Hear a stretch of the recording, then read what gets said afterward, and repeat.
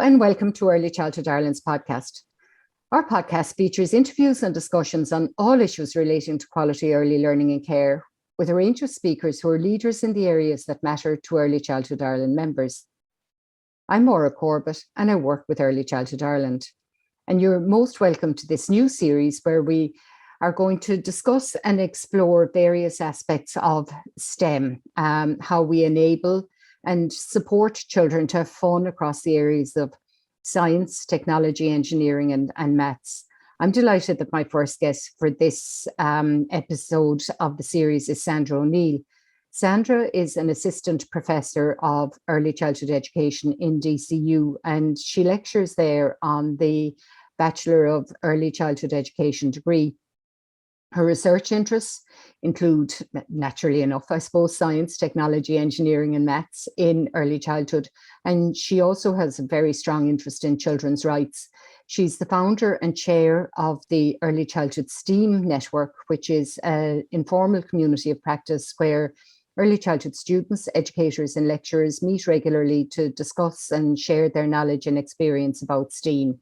And Sandra is, in her spare time, currently undertaking doctoral studies in the University of Sheffield. So, Sandra, you're really welcome. And thank you so much for taking the time to talk to us out of that busy schedule.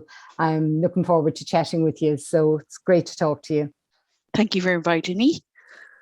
So I think I've kind of mentioned what STEM is, but in the intro there, I've used the terms STEM and STEAM. So can you tease out a little bit what STEM is, or do you prefer to go with STEAM? And I know you see lots of connections between the areas of art and creativity and the STEM subject. So maybe we'll start with your take on that. Yeah, so STEM, like you said, is science, technology, engineering, and mathematics. And the additional A, refers to the arts or creativity. So to be honest, I use the terms interchangeably because I think with STEM, the kind of processes that are involved kind of encourage children to use their creativity and encourage children to use their imagination and to problem solve. So the arts kind of sits in there very well. Children don't learn about the world in these kind of narrowly defined subject areas. So there's a lot of overlap between science, technology, engineering, maths, and the creativity and the arts as well. So I kind of use them interchangeably. It doesn't bother me either way. But I do think STEM in general definitely includes encouraging children to be creative and to problem solve and to develop all of those dispositions like curiosity and playfulness and all of those wonderful things that we do in early years. And I suppose, maybe traditionally, we would have seen them as very kind of heavy academic kind of areas, which puts people off some of those subjects. I mean, you and I have both written in various Scéalta blogs that we've done for Early Childhood Ireland how we were considered not good at maths in school, and yet here you are lecturing in mathematics. And I found was when I went to Montessori College, some of the geometric concepts started to make sense to me because they were, there was concrete material that I could explore and be creative with. So I think that's, part of maybe the evolution of the subject to see what would traditionally be seen as heavy subjects as an area in which you can be creative and play around with them. Yeah, I think people, like even if you think about science, they hear the words science and they think of biology, chemistry, physics, like the things that we would have done in school ourselves. And it's really off-putting. But if you simplify those subjects down, biology is about the body and how it works, or plants and what they need to survive, or animals and bugs. They're all things that come up in general discussion, if not on a daily basis, certainly a weekly basis, in an early childhood context. So if you start to just, I suppose, look at science and technology and maths in a slightly different way, you can see that there's loads of overlap. Chemistry is baking and making Play-Doh or noticing that oil and water don't mix. and even physics is knocking over towers and kicking a ball and going down a slide, that's gravity and it's cause and effect. So it's really about, I suppose, educators trying to see the STEM in their practice. That happens on a daily basis. That's the first step. It's trying to identify the science, trying to identify the maths, and not be afraid of it, because maths anxiety certainly is a real thing and it's been studied. And my husband still laughs that I teach maths in a university because he says I'm absolutely useless. And he is correct, Moira. I am, I am useless. But I still think it's really important that they are skills and it's knowledge that we're supporting children to develop while they're with us. And in terms of why start when they're young, I was thinking there when you were talking about biology. Children are fascinated with their bodies and how they work, and what better time. We talk about supporting emergent curriculum. Responding where children are at, responding to their interests, whatever those interests are, is always the best way to support the dispositions that you talked about earlier. Yeah, and I suppose because they're holistic learning environments, like they're not just learning about maths, let's say, when they're building towers and knocking down towers. There's also lots of engineering. So there's loads of overlap, I suppose, in all of those areas for children. And I think the focus on STEM, when you put those kind of 4 discipline areas together, it's kind of an acknowledgement of the times that we live in as well, because children are surrounded by technology, but that's not really reflected in early childhood settings a huge amount. I think we're half afraid of it because, there's a lot of research about too much screen time being bad. Yeah. So I think sometimes, we're not sure where to fit technology into that sometimes, because you certainly don't want children sitting in front of screens incessantly. No, but I think screen time and technology have become conflated. So those two things are not the same, and the reality is that children are living in a world where they're constantly surrounded by technology and digital devices. So in my mind, at least, I think we should be supporting kind of mindful use of technology as a tool and for learning and for discovering things about the world, and not just for entertainment. Things like environmental education, sustainability, all of those things are kind of increasingly important. And it's going to be, children are going to need to understand those things. And it's easier in some ways to use technology to investigate and to find out things, like even we were talking about, building towers earlier on. There's nothing to stop children looking up, architecture and bridges and building and getting ideas for what then they're going to build and produce together, So that's the way we're talking about using technology. Even we have in DCU, what we do with our students is we use digital microscopes, and they can, if you can get a bug, if you can catch a bug, you can see how all the different parts of their body. You can discuss those things, in terms of germs. If you put them on your hands, or if you put them on a dirty piece of cloth, you can see all the dirt that's there. You can see how people's bodies are different, So you're talking about using technology to help children to understand more, rather than sitting children down and keeping them quiet and using screens, So I think that shift in our thinking has to happen in order for us to start to use technology in earlier settings. But like you said, I think it's the fear. People don't know where to start. And I suppose, that's one of the barriers. I sometimes think that gender can sometimes be a barrier, that people perceive some of these subjects as being male dominated and, not things that girls are interested in. Do you see that as a barrier? Yeah, the research would say that definitely gender is an issue when it comes to STEM. And there's a couple of reasons for that. So one is adults' perceptions, so parents' perceptions. There's research that shows that parents will spend longer explaining science concepts to boys than they will to girls. They're not aware of this, but that is something that they do. With educators, I suppose, our own actions in the setting show to children what is important and what we think is suitable for them to play with. So if we're not providing science experience, maths experiences, engineering experiences, children pick up on that really quickly. And definitely there's research to show that if an educator is in, let's say, the block play area or a science area or whatever it is, being present, if you're a female educator, being present in that play area means that the girls are more likely to come into that area. So there's what the adults are doing, but there's also the way that boys and girls play. They play differently. So when girls, let's say, are building with blocks, they tend to build something. They're building a house, or they're building a farm, or they're building something, whereas boys build to knock things over again. So the boys are more boisterous in their play, and they tend to take over those spaces, and girls eventually give up. So there's lots of stuff happening even in the early years, which kind of goes back to, you know, what we were talking about earlier on. Why do we need to start this so early?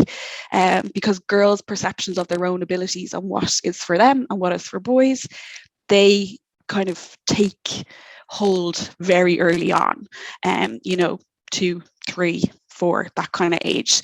So girls' perceptions of their own abilities are influenced by how we treat them. So definitely in science is a gender gap that starts really early, and it's persistent, and it's really difficult to change. And, you know, and I suppose that goes back to the whole nature and nurture that, you know, and, you know, I suppose that's not what we're here to talk about, but are boys inherently more boisterous, or is it that there's an expectation and a tolerance for boisterous play from boys, whereas, you know, from very early on, girls are more subtly encouraged to be, you know, kind of quieter and maybe more focused or whatever. But anyway, we might come back and talk about that at another time. Are there other barriers beyond, you know, kind of a fear of technology or gender? Are there other barriers that you've come across in your research, Sandra? I think there are definitely barriers from the educator's perspective, like what we hear a lot, or what I hear a lot. We're carrying out research at the moment. Lots of educators will say, we don't have the equipment. And that kind of baffles me somewhat, because I can see how STEM arises in lots of different areas and in lots of different parts of the daily routine. But I think, again, it goes back to people's perceptions of what STEM is about. You know, they think, well, it's science, so maybe it needs to be astronomy. We need to have a telescope. We need to have binoculars. We need to have all of those things. So I think equipment sometimes is listed as an issue. And one of the other issues is around training. So educators just don't have the training. The Department of Education and Skills did a study in 2017 and another one in 2020 to ask educators how prepared they were to support STEM in their settings. And most of them reported that they weren't confident. You know, that it hadn't been covered in any great depth in their initial education, and that in terms of CPD, they found it difficult to access CPD as well. So I think, you know, equipment, training, and then again, the perceptions around STEM is a difficulty. If you've lots of people in your setting who don't think it's appropriate, or if you've parents who don't think it's appropriate, that's something hard to tackle. Okay. Yeah, and you know, when you mention equipment, I always think that kind of loose parts and open-ended materials are, you know, that's, you know, a great resource to have, as well as, of course, you know, a couple of magnifying glasses and the binoculars and that type of thing. But you don't need the DCU level of telescope that you were talking about earlier to make a start. Exactly. So, you know, it's all about, you know, kind of doing what you can with what you can. With doing what you can, with what you have. So, you know, we've kind of touched on it. So, you know, I think we both agreed that play, plenty, open-ended, lots of time for play is the best way to support children to explore and think about these ideas. Have you kind of suggestions as to how you can facilitate that kind of play? Yeah, I think in terms of STEM, so there's two different parts to STEM education in early childhood. So one of them is the kind of, the kind of content areas, for want of a better word. How are you supporting children to understand counting in mathematics or number sense? So there's that end of it, but the other end is about kind of the processes that are involved in STEM, and they are generally around letting children decide what they are interested in, coming up with an idea for how they are going to tackle that. So let's say, we want to build a den in the garden. Great. How are we going to do that? What equipment are we going to use? Who are we going to need to help us with that? Planning it out, creating whatever it is they're creating, and then testing it and improving it over time. So really, STEM is ideal in terms of play, the type of dispositions that we are trying to support. It's about communicating with others. It's about trying to figure out what the issues are, what the problems are, coming up with a way of fixing that or figuring it out. And the adult, I suppose, is there really to facilitate and to support and to prompt, but the children are in control. So open-ended play is the perfect opportunity for children to start to do that. It's just about us seeing that as STEM rather than any other kind of discipline or area or type of play. Or just building a den. Or just building a den. Yeah. And we shouldn't say just, because that's hard work. Absolutely. And, it takes a lot of kind of planning and ingenuity and figuring it out and teamwork. And, there's so much learning that happens in that. And I suppose, it's kind of trying to think about moving away from, you mentioned counting. And, sometimes people feel that the more they count, the better children's number understanding will be. And that's not always the case, I think. No. And this again, I suppose, goes back to maybe training or people's just understanding of those different discipline areas. So in terms of mathematics, because I also teach a mathematics class, there's small changes to your kind of language and to your approach that can really help children with things like counting. So don't get me wrong, learning to count from 1 to 10 is an incredible feat of memory for a small child. 1, 2, 3, 4, 5, 6, 7, 8, 9, 10. They have to learn all of those number words. They have to learn them in order, and they have to be able to go backwards and forwards with them. But that's different to the type of counting that we use as adults, which is rational counting. And in order to do that, there's a couple of principles that children need to understand, but we need to understand those in order to help the children to understand them. So things like stable order, the numbers always remain the same. One-to-one correspondence, so there's one item for one number word. So things like when you are counting, to actually point and count. So point to individual children if you're counting children, point to individual blocks if you're counting blocks, and then things like order, relevance. So regardless of if I'm counting all the children in a group, if I start from one end or if I start from the other end, it's the same number. And then the last thing is kind of cardinality. So the last number you land on, that's the number of items in that group. So if we understood that, you'd probably move away from this kind of rote counting, just counting from 1 to 10, and start to use the kind of, when children are lining up, or when you're counting out items that are required for children, or when you're doing group time in the morning and you're welcoming all the children, you would use maths in a different way. You'd use a different approach.